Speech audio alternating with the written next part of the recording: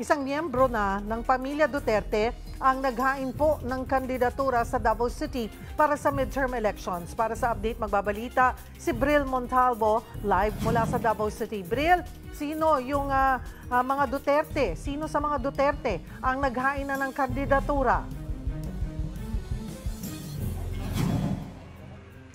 Cheryl, alas 10 ngayong umaga nang dumating si Davao City 1st District Congressman Paulo Duterte sa tanggapan ng COMELEC dito sa lungsod. Pero hindi pa siya naghain ng Certificate of Candidacy para sa 2025 midterm elections.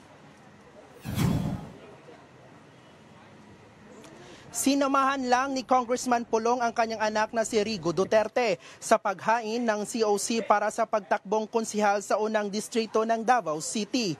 No comment naman ang sagot ni Pulong nang tanungin siya kung tatakbo ba siyang senador, na nauna nang sinabi ng kanyang kapatid na si Vice President Sara Duterte. Sabi ng kongresista, mag-uusap pa sila ngayong araw ng amang si former President Rodrigo Duterte at mga kapatid na sina VP Sara at Davao City Mayor Sebastian Duterte kung ano-ano mga posisyon ang tatakbuhan nila sa midterm elections. Nagpapasalamat naman sa mga Davaoenyo si Pulong sa walang sawang pagsuporta sa kanilang pamilya.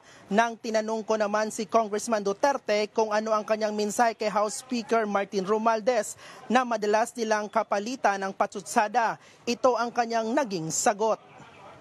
Kasi mo message kay Romualdez kong maldita ka.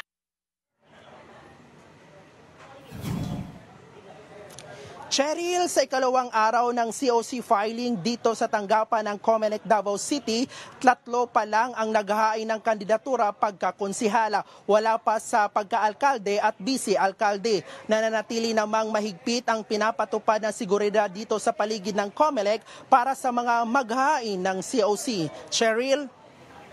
Daghang salamat, Bril Montalvo.